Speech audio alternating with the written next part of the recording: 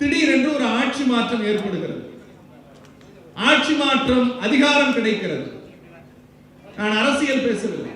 ஆட்சி அதிகாரம் மாறுகிற போது ஒரு பெரிய மரத்தில் அந்த மரத்தின் கனிகளை உன்று கொழுத்து தின்று வளர்ந்த பறவைகள் திடீரென்று ஜகை மாறுகிறது. பூட்டி இருக்கிற கதவின் வாசலில் போய் நாங்கள் உங்களுக்கு அடிமை சேவகம் செய்ய காத்திருக்கிறோம் என்று சிலர் காத்திருக்கிறார்கள்.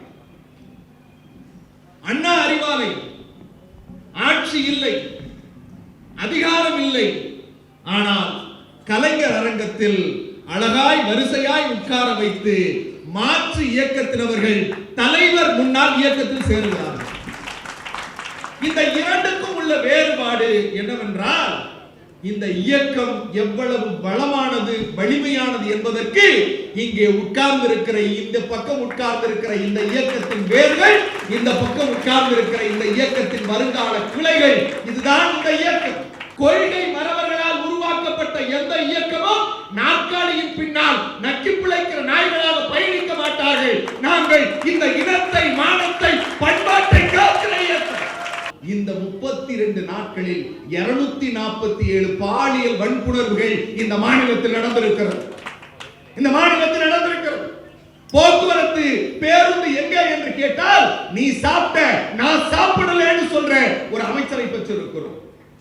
நீ எந்த துறைக்கு அமைச்சர்? சுற்றுலாத்துறை அமைச்சரா, சுற்றுச்சூழல் துறை அமைச்சரா?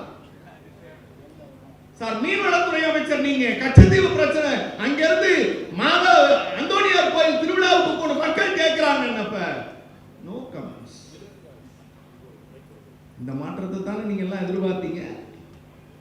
டெல்லியில ப்ரோ பேசல, பேப்பர் பேசிச்சு. என்ன பேசிச்சு தெரியுமா?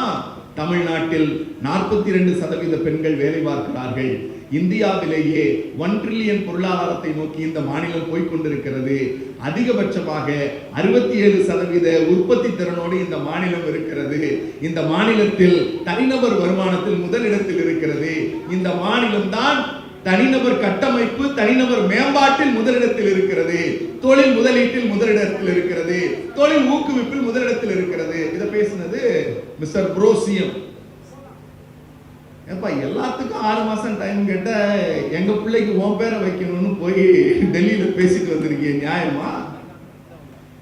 எங்கள் தலைவர் சொன்னாரே, அண்ணா சொன்னது அன்றைக்கு. எங்கள் முத்துவேல் கருணாநிதி ஸ்டாலின் சொன்னார், இந்த ஸ்டாலின் கொண்டு வருகிற திட்டத்தை யாராவது தடுத்து நிறுத்த வேண்டும் என்று தமிழ்நாடு கீழே போவதற்கு சமம். அதற்கு தைரியம் இருக்காது.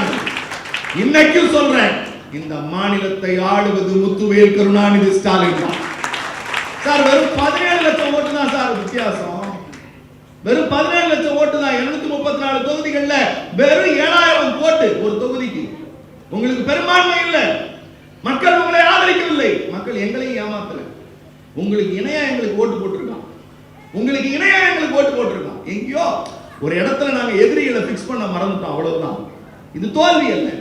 இந்த தோல்வி என்பது நாற்காலி எங்களுக்கு கிடைத்தால் நாட்டுக்கும் நாட்டு மக்களுக்கும் நல்லது செய்வோம்.